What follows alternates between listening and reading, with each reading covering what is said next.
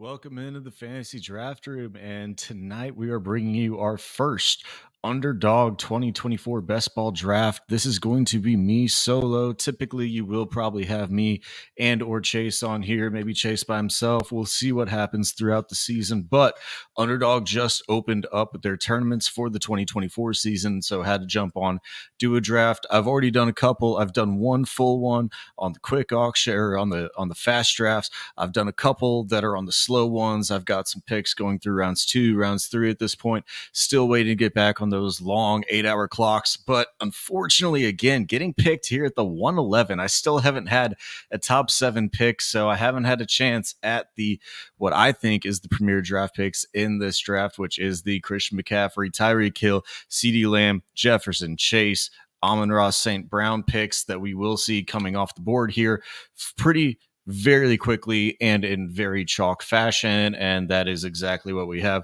CMC, running back 1 overall, probably still going to be the player 1 overall in most underdog drafts this year just because of the positional durability and the amount of advantage it gives you whenever you're just having a running back that produces like CMC.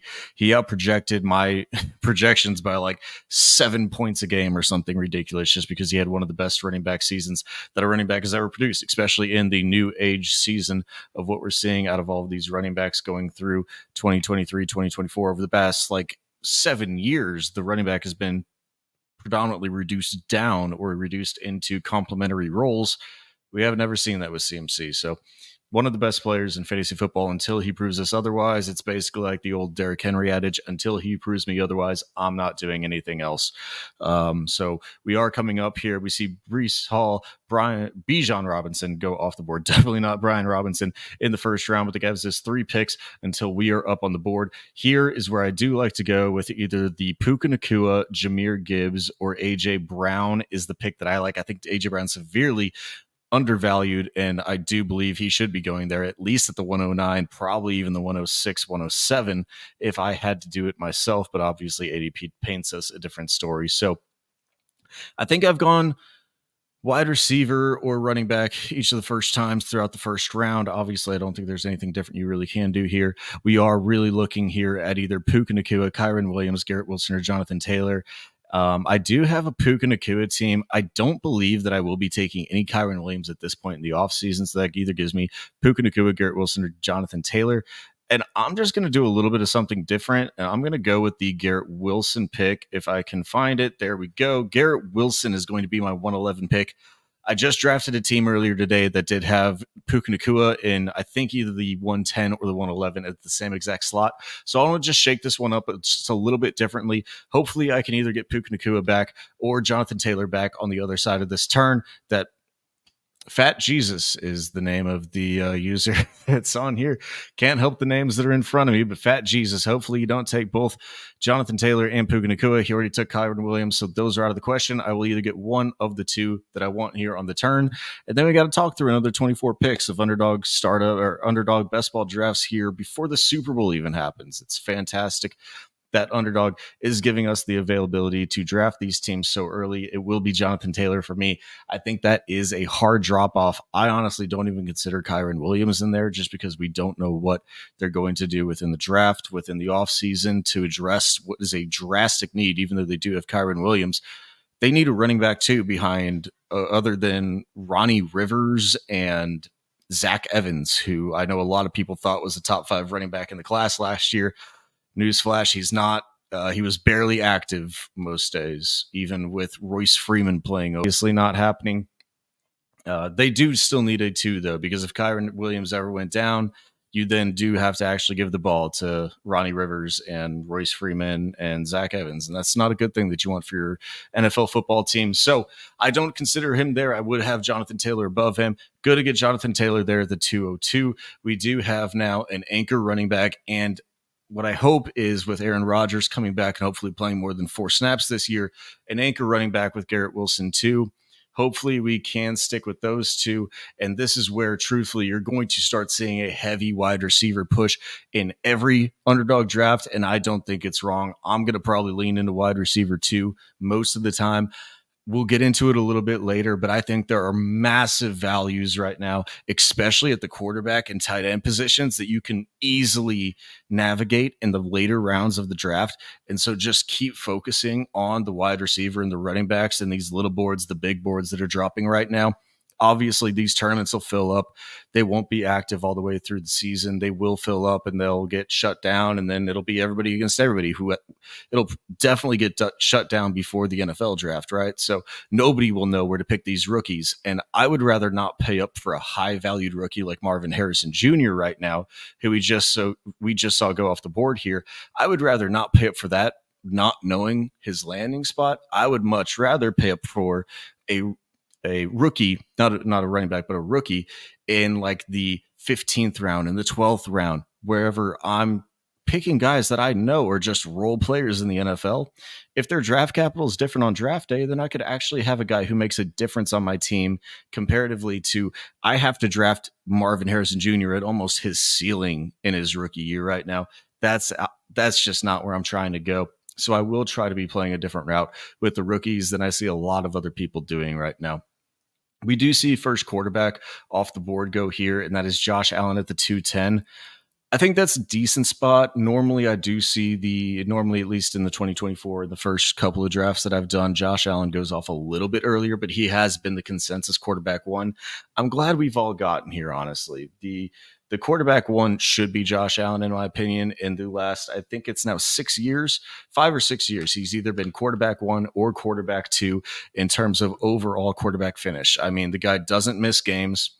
He just consistently puts 700, 800 yards on the ground. This year, he scored 15, I believe, touchdowns on the ground as well. One of the most just base floor, and his floor is a top 3 quarterback, it feels like at this point. It's absolutely incredible what he's shown. Let's get into, though, looking at our next pick up on the board here. We have about 7 picks in front of us. We will be looking predominantly at either the running back or the wide receiver spots. Let's go and filter those down. I love this part of the draft because you see all of these vets just so trodden down comparatively to everybody else. I mean, we see Rashee Rice here go off. We see Olave. We see Pittman. We see Tank Dell, who's above DK Metcalf, Mike Evans, Devonta Smith, Keenan Allen. All of these guys I'd so much rather have over any of these rookie or sophomore year guys who've shown me what a little bit, like they've shown me their ability. They're able to have like a spike week into the top 12 and then be wide receiver 36 on the year. I don't really understand the promise with all these guys, especially like Rashee Rice. Do you think they're not going to try to further address the wide receiver position again? Maybe they do bring in a guy like a Mike Evans who could hit free agency, or they could bring in a T. Higgins, or they could draft another guy like they're not going to get a Malik Neighbors, but a Troy Franklin or something like that. They're going to address the position. And if you believe Rashee Rice is fully ascended into being his wide receiver one, by all means, go for it. That's just not me. Going here and looking at this, where we're on the board right now with one pick up before us is going to be either a DK Metcalf or Mike Evans pick. I did pick DK Metcalf in the draft right before this one, so I would like to expand the portfolio a little bit, lean into a Mike Evans build this time, even if he re-signs in Tampa Bay. If he re-signs in Tampa Bay, I think Baker's there, and I'm perfectly fine with that. That looks like where we're going to go. DK Metcalf with Shane Waldron as the OC up there. Shane Waldron leaving as the OC up there, and then Mike McDonald going in as the head coach up there. Still really like DK Metcalf. I think he has another year, at least with Geno Smith. So it will be Mike Evans for me, even if he stays with Tampa or he goes somewhere else. I think either of those positions would be really good for him. And so I'm going to go with Mike Evans here at the 311 to further solidify my wide receiver room. And we're going to be right back up on the board, right? So we're going to be looking again, probably right back to wide receiver 2. Or wide receiver 3 on this team, and it's going to be either Keenan Allen or Devonta Smith, as long as Fat Jesus, unfortunately, I do have to keep saying this name, or maybe I could just say green logo guy, as long as he doesn't take them both, but he did take Lamar Jackson, so we're perfectly fine there. Like I said, quarterback, I have no issue passing on quarterback. One of the drafts that I did, I took Anthony Richardson pretty high. I think he's a like 6th round guy right now. ADP 58 overall, so he's a 5th, 6th round guy right now. I really do like Anthony Richardson, but for guys like you can get that we're going to see later, I don't think that you even need to reach up for these guys like the Josh Allen, Lamar Jackson. There's such a drastic drop off at wide receiver that you're going to see just because everybody pushes these players up so high. Like if we look at the board right now, and I'll just pull that up for y'all, look at how many wide receivers are already off the board here. I mean, it's crazy how many wide receivers are already off the board. And unfortunately, I can't bring up the entire board for y'all, but it's. I mean, we're already down to a rookie wide receiver too, Malik Neighbors, and we're not even past the 402. We don't even know their landing spots. Obviously, we pretty much know locked in their draft capital, but there's a lot of other factors that could lead into either a positive or a negative view on a lot of these guys. I'll just keep taking the vets. Give me Jonathan Taylor, Garrett Wilson, Mike Evans, Devonta Smith through 4 rounds. Yeah, I am perfectly happy with this start through the first 4 rounds. And then we'll potentially be looking to either just keep bolstering the wide receiver room. Maybe we look into the tight end room. It's not a very high WAR or wins above replacement on the tight end. And we'll talk much more about this over on the fantasy draft room and throughout these drafts over the course of the year. But the tight end is just so replaceable, especially right now. It's a very flat market across all of the tight ends, especially because you don't have Kelsey's no longer producing at the high upper echelon difference making tight end. Andrews has really only done 1 year there. You could say that McBride or Laporta or Kincaid have the availability to get there. And then you look at their past year, and I know all those guys are either in their first or second year, but they weren't anywhere close to being at a Kelsey level. And so they're more along the lines of in the past being a Dallas Goedert, a George Kittle. And so I think that we're eventually going to get to this range where there's really no difference making tight ends and there's just a lot of replaceable tight ends. And so if that's my projection, and that is my projection going into 2024 at this current moment, I don't really see a need to pick up anything higher than the David Njoku, the Evan Ingram range. And so I'll just keep punting the tight end room until I get to really that point. Be perfectly fine with whatever I get.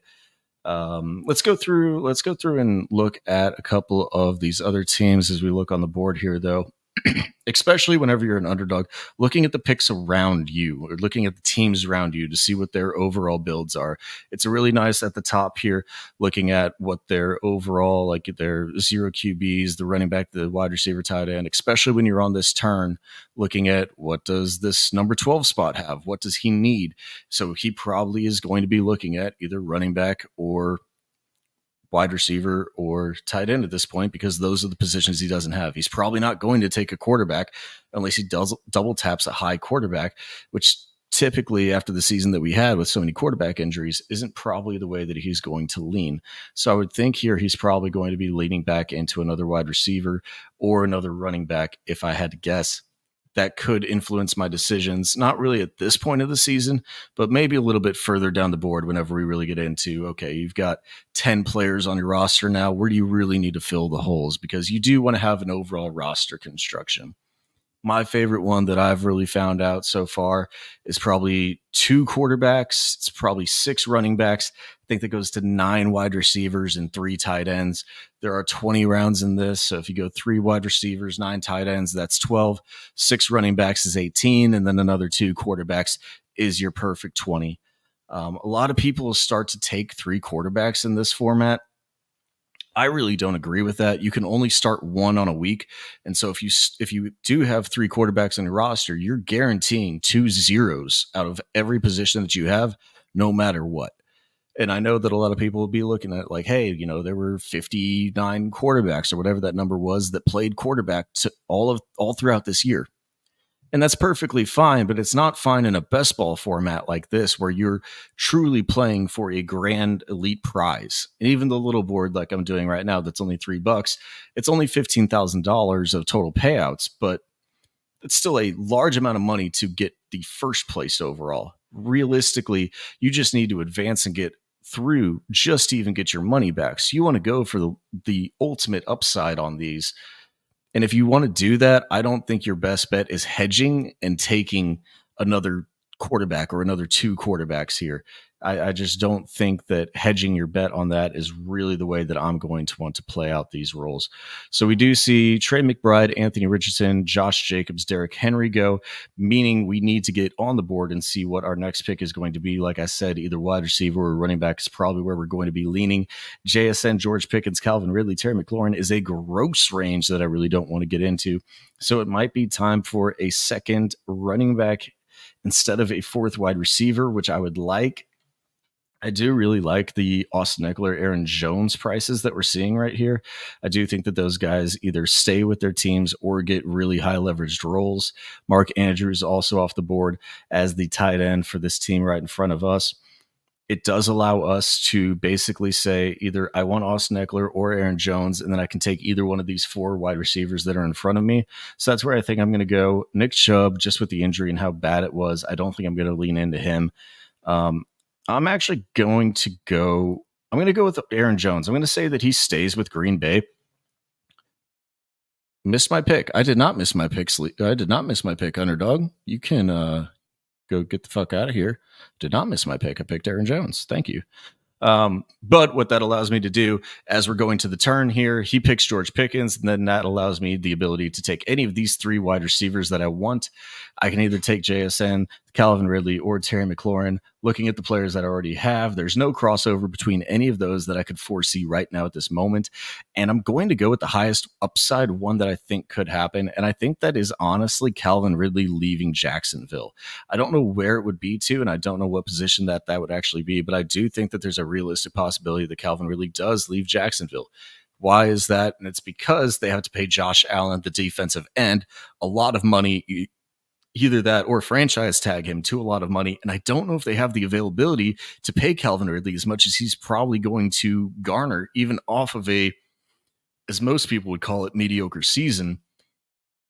He's going to garner a lot of money. Josh Allen's going to garner a lot of money. And if they re-sign him, the pick that the Jacksonville Jaguars would owe to the Atlanta Falcons actually raises, I believe, from a third to a second if they do re-sign him. So there's a lot of factors saying here to me that it could be a situation where Calvin Ridley doesn't re-sign. And as I'm talking through that, honestly, that could also really open up things for Christian Kirk to be a true one again in this offense, like we saw 2 years ago before Calvin Ridley came in. Now, I do think they bring in somebody else, obviously somewhere along the line, either through the draft or through a cheaper option in the free agency market.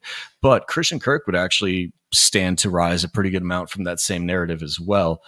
Don't think I would even, no way they're taking, obviously Christian Kirk just went off the board. Obviously no way he was getting back to me. But even if he did, I wouldn't want to take the risk of saying I'm going to take the bet on both Calvin Ridley and Christian Kirk both being on the same team. Here is where I'm going to start looking a little bit at the quarterback position. The one I will start to, I know I've been teasing it for a while. We will actually start to talk about the quarterbacks and who I believe is a true value here. And that is Kyler Murray. I mean, you're going to tell me that Kyler Murray is below all of these guys. Justin Fields, who doesn't even have a secure job. He's going to get drafted over, and you're relying on him to get drafted over. And as I'm saying, it just gets picked here at the 701. But you're looking at this. It's 94th overall ADP. Why is Kyler Murray, who even in Dynasty is probably going a lot over a lot of these guys in ADP, Kyler Murray over a year-to-year basis should be going higher than this, I believe. And then I'll scroll all the way down to the bottom, which is where I think the best market of quarterback is. Honestly, if you want to take three quarterbacks and you want a three quarterback build, just punt all the way into this range. And you can take yourself Derek Carr, who's already been talked about as having an extension because the Saints are in such cap hell that they're going to be locked into him for the next 2 years. You can take a Bryce Young. Carolina's not going to do anything else for the next couple of years. They're locked into him with how much capital they invested in him. Will Levis is going to be the quarterback for the Tennessee Titans for the next couple of years. Russell Wilson is going to find a job in free agency. There's five quarterbacks in the four quarterbacks in 186 to 203. I would love to have three quarterbacks of Derek Carr. If I could pick three of those guys, now are the chances are that I'm going to get all three of those guys? No, but that situation, it does actually exist within these underdog drafts as they're playing out right now.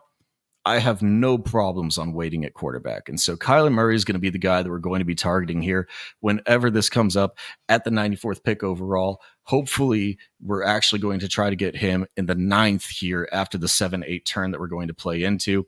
And so that's going to lean us back into taking a flex position of either running back, wide receiver, or tight end. And I think here I'm actually going to take I could lean into I could lean in to a Calvin Ridley if he gets re-signed along with a Trevor Lawrence build, but I don't think I'm going to do that. We don't have enough time to really work through all of that as this is laid out. And so we're going to look back to here.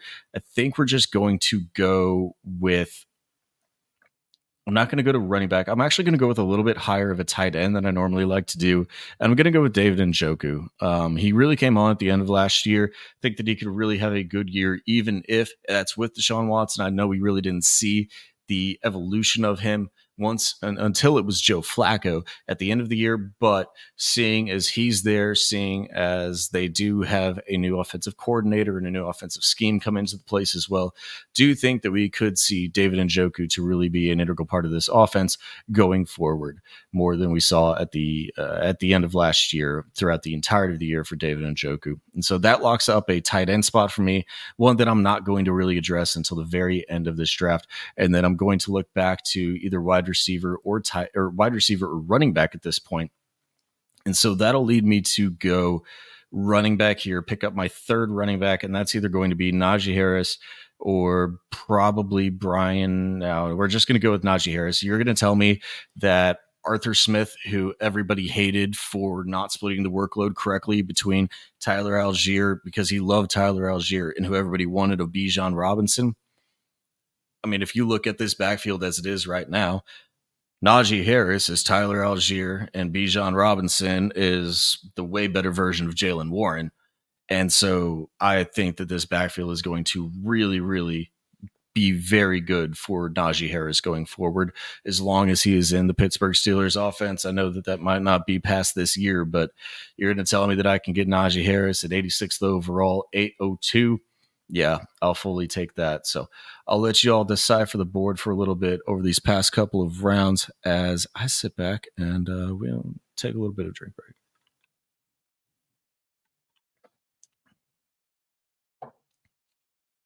Ooh, quarterback run going. Oh, no, that is not good for me. We were playing for that Kyler Murray pick, but Joe Burrow, Justin Herbert, Jordan Love going all within 12 picks of each other.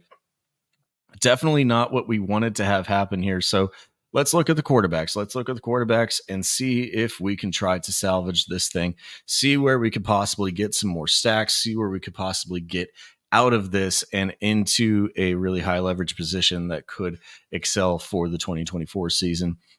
Obviously, I think even against that narrative that we were just talking about, as another quarterback goes, Brock Purdy here off the board. I think as we were talking about it, the quarterback position or the wide receiver position with Calvin Ridley not re-signing, do we just lean into Calvin Ridley potentially re-signs and we could go with the Trevor Lawrence pick at quarterback?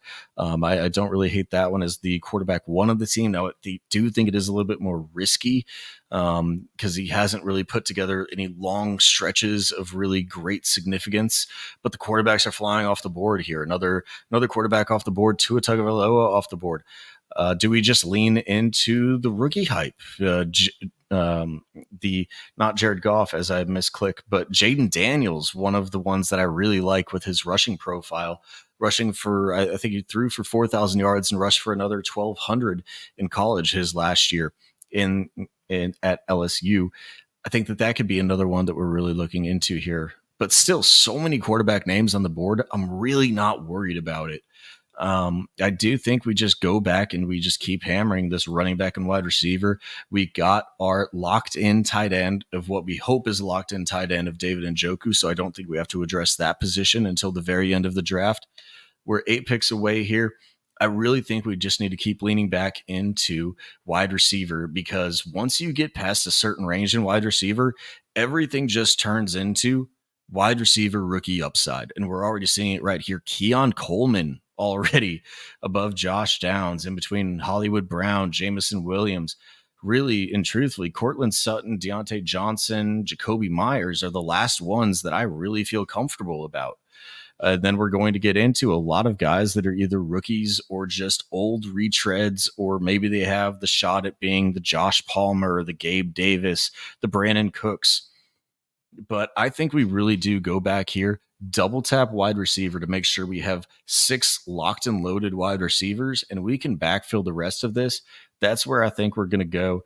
I would love to have 2 of the 3 of Cortland Sutton, Deontay Johnson, Jacoby Myers. They are not high flyer. They're not really the ones that you want for best ball spike weeks. Cortland Sutton, I do think, fits that mold a little bit more than Deontay Johnson or Jacoby Myers.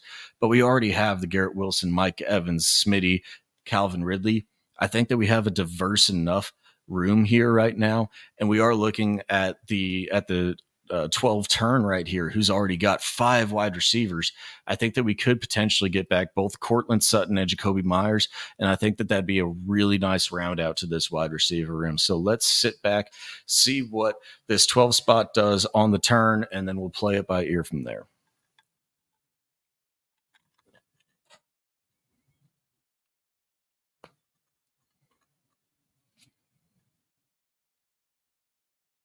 Blake Corum off the board. Okay, that's a that's a little bit of a strong bet in my opinion.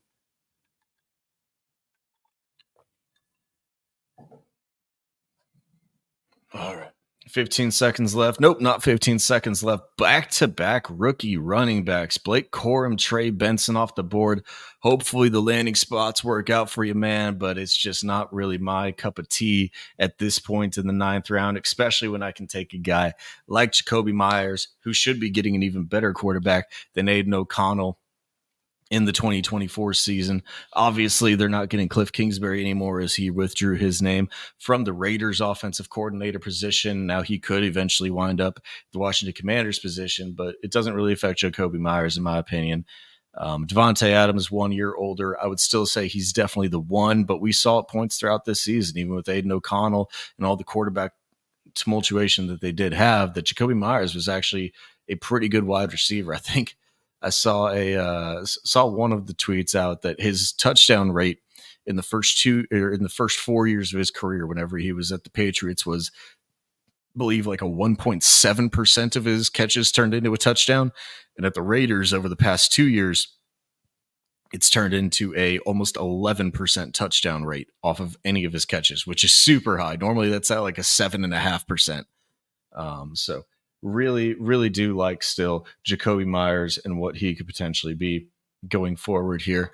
I do believe I'm on the clock elsewhere, so I'm gonna pull up a sleeper league as we're waiting for this pick to go through. We'll see what the old board leaves us as more quarterbacks are flying off the board. T-Law, Caleb Williams, Jared Goff, and you're still looking at me. No quarterbacks off the board, and I'm perfectly fine. Cool as a damn cucumber. Perfectly fine not having a quarterback off the board yet. You're still going to sit here with me having the availability of Jaden Daniels. You're going to sit here and give me the availability of Matthew Stafford, Kirk Cousins, Aaron Rodgers, Deshaun Watson, Baker, May, Geno. I mean, all these guys. Like, there's so many quarterbacks. Once we get to the Michael Penix and below range, that's where I start to draw the line. But if I put any of these 3 guys that I'm looking through at my Q of 13 right now, any of those 3 guys, I think, can make a perfectly viable quarterback best ball room right now. So let me check out this. Let me check out this one that we're looking through right now.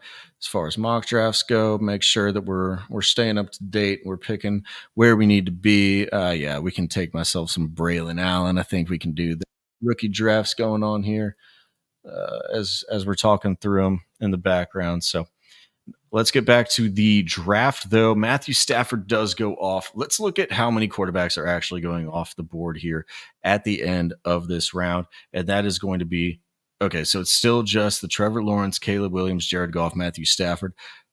Like I said, I think we're still perfectly fine on this. I'm really not that concerned.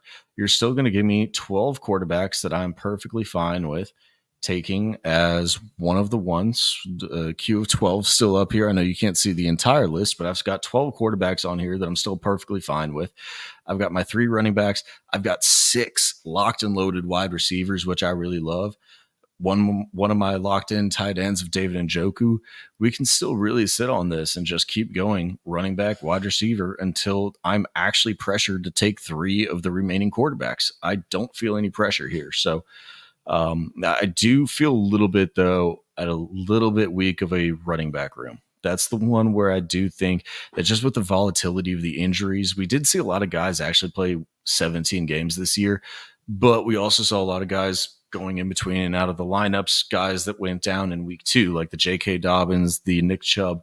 And if you have one of those, obviously we're playing for the most perfect outcomes. But if you have one of those, it does start to hinder you very, very much so. And you could have somebody like Jerome Ford actually keep your berth alive. And so I do think that we need to really focus on running back here.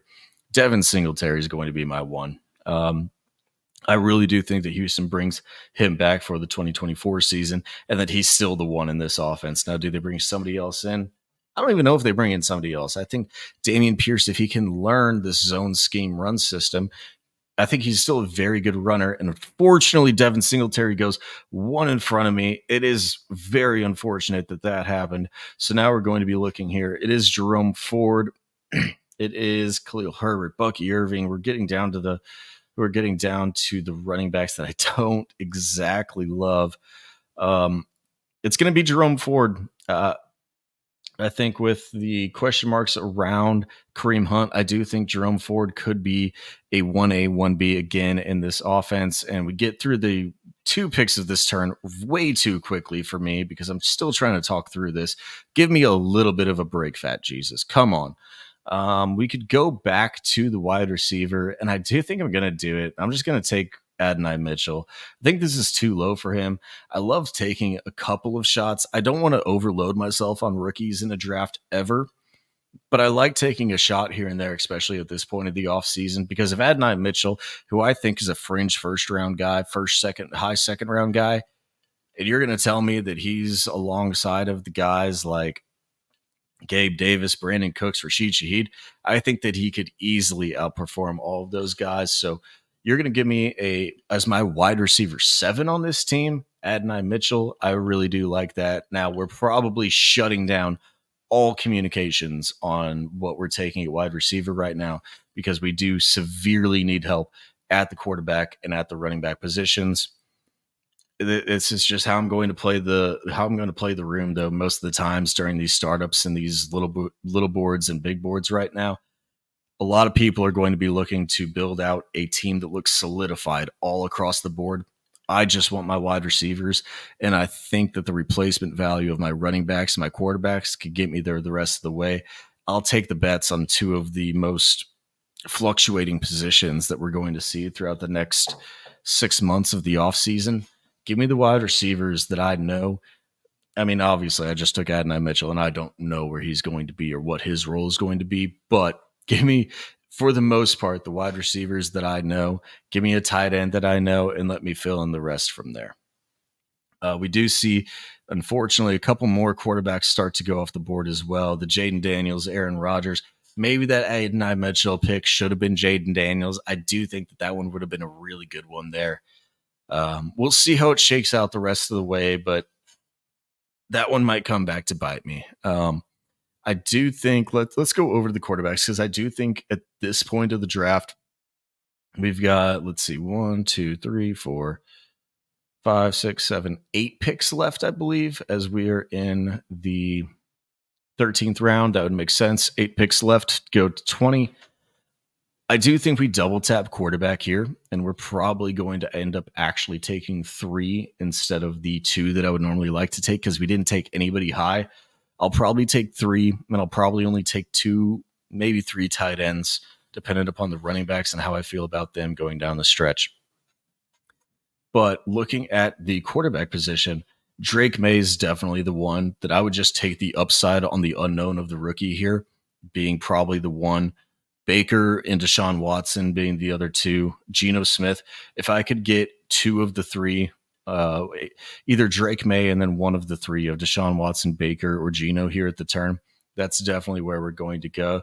Let's see how this one shakes out as we read the rest of these off the board, going into the 13th round, starting with Braylon Allen and Kendre Miller, kind of the failed experiment hyped running back out of New Orleans. He unfortunately just suffered so many injuries that it was a really tough year for Kendre to really get ever involved in the offense, but I do believe Alvin Kamara is back, and I don't know what role Kendre is ever really going to be able to work himself into until Kamara is either injured or leaves. Marvin Mims, Adam Thielen, Zach Moss.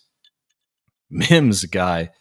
I mean, hopefully, they did trade up for him into the third, but just never got used. Maybe if they eventually boot out Judy, he might get a shot. I don't know. Doesn't seem very good, though. There does go Baker. And then this is another thing that I was talking about earlier that I think is really important here. As I was talking about the quarterbacks, we're looking here and seeing that the team behind me actually does already have two quarterbacks. There's probably not a reason for them to take their third here in between me. So I probably do have a clear shot at both. And there goes Sean Watson, never mind. But we will be taking Drake May and then hoping that the 12 slot doesn't take Geno Smith and I can go Drake May, Geno Smith as my 1 and 2 quarterbacks. So let's see how this plays out over the turn. Isaiah Likely off the board as his tight end 2. He's got a 2-3-6-2 build in terms of, and then Bucky Irving. I think he has like all rookie running backs actually at this point, but it does leave us Geno Smith to sit here, round out our QB room with two, I fully believe, solid quarterbacks here with Drake May, Geno Smith.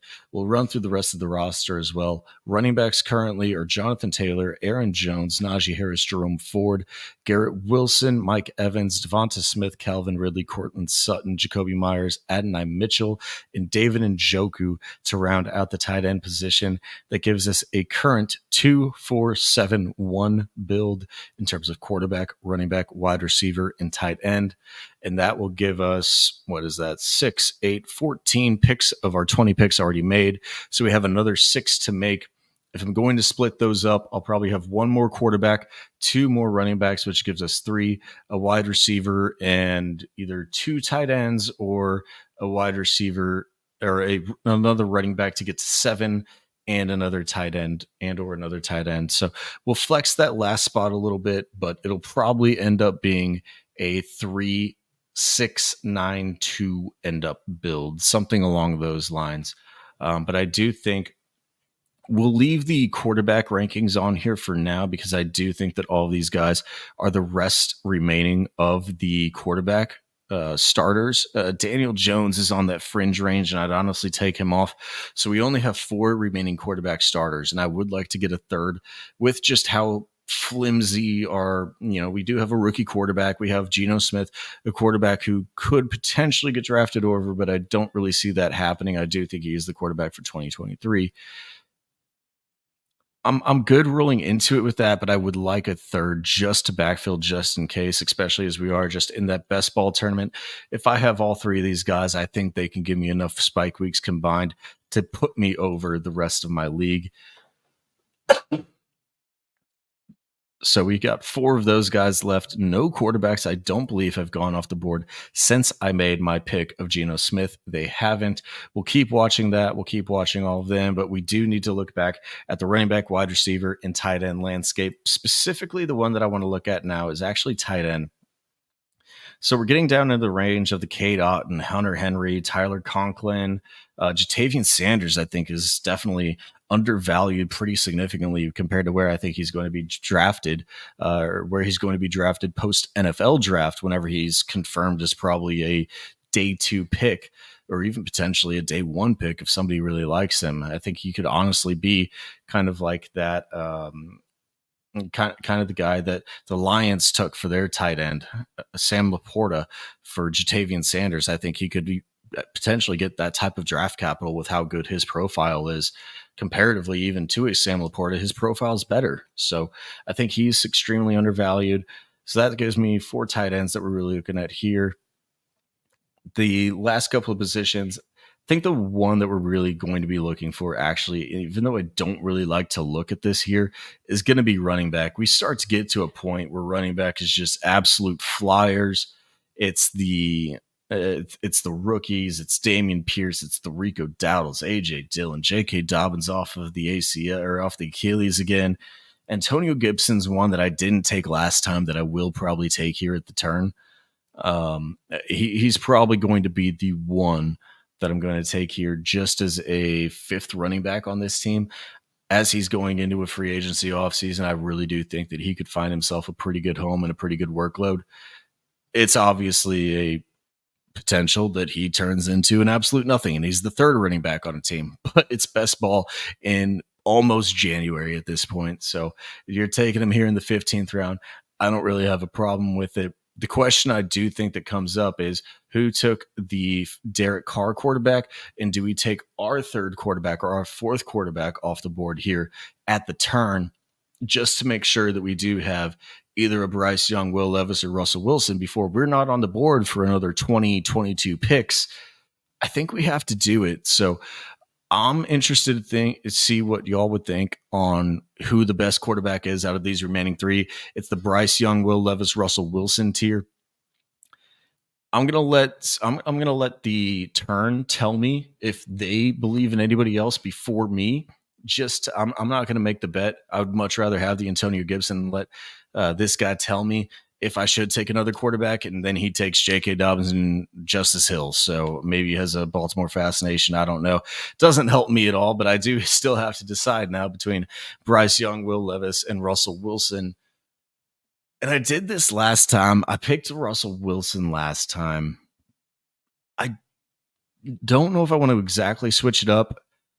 I'm going to take the real upside shot, and I think the highest upside is honestly Will Levis. I don't know if I agree with that after I did it. I might hate myself after that, but we did it. Love to know what y'all think on that one, honestly. I don't agree with it. I don't agree with what I just did. So we'll see. The Tennessee Titans just look so bad. If they lose DeAndre Hopkins, if they don't have a first round pick that they're probably investing into a left tackle, and Treylon Burks and Chigi Okonkwo are their two best pass options, and then Tyjae Spears out of the backfield, I just don't know how this offense actually looks good for these guys, especially Will Levis. I think he probably looks like this year's Bryce Young, who's still on the board. And Russell Wilson, I do think that he gets signed somewhere. I think the only reason he's the lowest quarterback of the guys who just don't really have a secure job right now. And I think Russell Wilson will still be, even though he's going to be cut by the Broncos, still think he's going to be the best quarterback on the board whenever we get here. And I think he's going to rise up a lot comparatively to whenever free agency starts. The continuous Justin Fields hype is absolutely outrageous. It completely is. Fully agree with that. Season was only 4.5 games long. Deshaun Watson would be him. Honestly, I don't even know if he would be him. Probably would be just like mid-tier quarterback. He hasn't really. It's crazy that he was at one point compared to Patrick Mahomes, right? He was looked at as the quarterback 2 in the future of the NFL and the future of dynasty. He was the quarterback 2 at one point. And to see the drop off and the disappearance of what we've come to now, it is just kind of sad, honestly. We'll go back to the roster construction really quick here, though. It does mean that we are completely done with quarterbacks. You definitely do not ever want to take more than 3. Honestly, I would much rather build a team with 2, but we were targeting Kyler here, hoping he would come back to us on the turn. He didn't, so we're building a team of 3. That gives us 8 between the quarterbacks and the running backs as we currently have it, 8 between the wide receivers and the tight ends as we currently have it, giving us 16 total. 4 more picks to fill out the rest of this one. We aren't going to draft another quarterback. I probably want 1 or 2 more tight ends. I probably want 1 or 2 more wide receivers and 1 or 2 more running backs. So 1 at each of the running back, wide receiver, and tight end position. And then I can fill in probably with the last pick of my draft 1 more at that spot. So let's go to the running backs, wide receivers, tight ends, see who we could potentially be picking here. We do have the Tyler Conklin and Jatavian Sanders coming up here really quickly. So I think if either of those get back to us here, and I think we're still 9 picks away. If either of those two is their top 5 on the ADP board, get back to us. I think we do just have to lock up the tight end position, say, hey, I'm fine rolling with 2, fine taking the shot on David Njoku and Jatavian Sanders or Tyler Conklin, being good enough with Aaron Rodgers going into 2024 as being my 2 tight ends, because typically I do probably want to at most either have 5 positions locked up between either quarterback or tight end. So I think I waited a little bit too long in this one on both positions. David Njoku, I still really do like, but there are still questions about what he looks like with Deshaun Watson. So a little bit different of how I would probably like to approach this one if I were to redo it. But I would be interested to see a conversation about whether you would want Jatavian Sanders or Tyler Conklin right here. Because honestly, I could see a situation where Jatavian Sanders is drafted to be the next Tyler Conklin for the New York Jets. I do think that I'm just going to take Jatavian Sanders and hope that he lands in a premier spot, because I think he's severely underdrafted at this point of the offseason right now, where people just don't know the name Jatavian Sanders and don't know that he's probably going to be a second-round pick. Could he be lower than that? And could I be completely wrong? Yes. But if all that I have to risk on that is $3 and also David Njoku in front of him, I'll take some Jatavian Sanders. So we'll queue up that pick, and then we need to look into the running back and wide receiver to make the pick over there. And it is in a gross range. I know the guys that I like in this range because the last time that I was here, I picked Noah Brown and Ezekiel Elliott, and here are Noah Brown and Ezekiel Elliott again. I would like to change it up a little bit. You know what? Actually, let's take Trey Palmer. I'm going to take Trey Palmer. If Russell Gage doesn't get back, Mike Evans leaves. And we did get Mike Evans on this team, right? So we're basically betting Mike Evans leaves. Trey Palmer becomes a 2 alongside of Chris Godwin.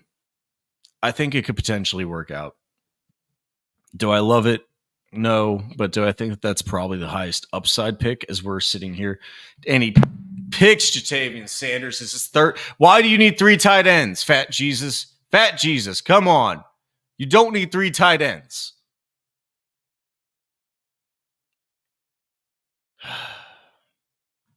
Take Tyler Conklin.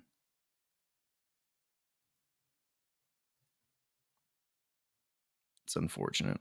It's incredibly unfortunate. I'll let you all sit and think with this one with me for the rest of a little bit, because I shouldn't have taken Trey Palmer there. If I had done it correctly, if I hadn't seen the name flash in front of me, we'd have Jatavian Sanders, and more than likely we'd also have Jatavian Sanders and we'd have Trey Palmer. And I messed that one up, and that's on me. It's on me. I do think as we go on here, we've got the last 2 picks remaining. I think they probably both have to be running back at this point to give me a 3-7-8-2 build. Either that or a running back and a wide receiver to give me a 3-6-9-2 build. We'll look at what we have here. I like Ray Davis, honestly. I still like Ezekiel Elliott as the last round pick. Cody Schrader. How can I not even say my own name? That's disgusting. I'm disgusted with myself. Cody Schrader honestly really showed out well at the Senior Bowl. I think he's going to be a riser. I would honestly not mind at all a Cody Schrader pick. This is why I don't have any mind punting running back, even though it's so volatile and it could land up anywhere. If I'm right, I think all these guys could legitimately be serviceable running backs. Ray Davis, Zeke, Cody Schrader, Kareem Hunt. We'll go down the board here. Dylan Laub, I think, could be there. Clyde Edwards-Helaire could even find himself in a role. Jamal Williams could even be healthy this year and still find himself in a role. Deonta Foreman found himself in a role for a couple of weeks. Cam Akers coming off of 2 torn Achilles. Jerick McKinnon's coming back off of IR actually right now, potentially to play in the Super Bowl. There's so many of these guys that can just find a role if you hit on the ones that are right in your RB6, RB7 role, these guys can mean so much value to you, especially at this point of the offseason where nobody sees the path to actually get there. I really do think that there's a viability for a lot of these guys. And honestly, I'm just going to sit here.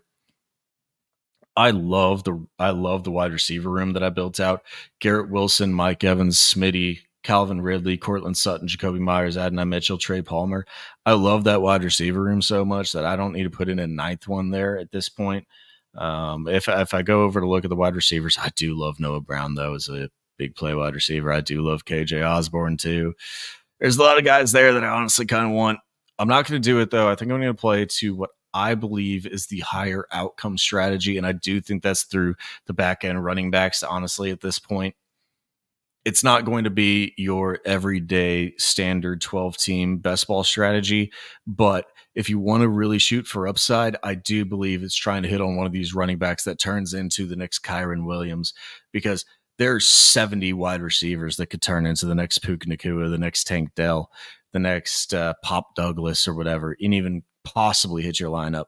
But if one of these guys, and like this guy just took here, Zeke Elliott, I mean, he was a consistent guy that was probably filling in your flex spot for a lot of weeks last year, even sitting on a terrible team like the New England Patriots.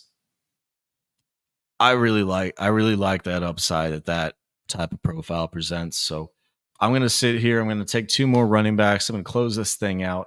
Honestly, my voice is kind of giving out as I'm getting to the end of this, as I've been either streaming or talking for about the past 3 hours. So I'm going to get off of here as soon as I do make these picks. It will probably be Cody Schrader first and then probably Kareem Hunt next if he makes it back to me. We'll see what, once again, I have to say the name one more time just because I've been upset that he's been making me say it. Fat Jesus. What do you take here? Is I take Cody Schrader at the 1911. What does old Fat Jesus take at the 1912 and at the 2001? He takes Bo Melton, Green Bay wide receiver, 6 on the team. Good for you, bud. And we'll see what he takes with the last one on his 2683 build. What does he take? Malik Washington as his last pick off the board, and I will take Kareem Hunt to round out the draft. Once again, we'll run through it really quickly, and then we'll get on out of here. Entire board as we're drafting it. We'll do it like this for you all, so that way you can actually see as they're coming off the board instead of the actual just position groups. Well, maybe we'll run through that again if I have the voice to do it. But in terms of the pick order, Garrett Wilson, Jonathan Taylor, Mike Evans, Devonta Smith, Aaron Jones, Calvin Ridley, David Njoku, Najee Harris, Cortland Sutton, Jacoby Myers, Jerome Ford, Adonai Mitchell, Drake May, Geno Smith, Antonio Gibson, Will Levis, Trey Palmer, Tyler Conklin, Cody Schrader, Kareem Hunt to close out the draft. That gives us a total of 3 quarterbacks, 7 running backs, 8 wide receivers, and 2 tight ends. Not the exact build that I'd like. I do think I still normally like the 2 quarterbacks, 6 running backs, 9 wide receivers, and 2 tight ends.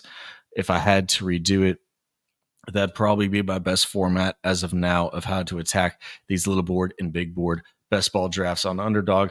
But we will be doing a bunch more of these. Obviously, we'll get Chase on here as well with me, or Chase will do his own, and we'll be coming to y'all again soon on the Fantasy Draft Room.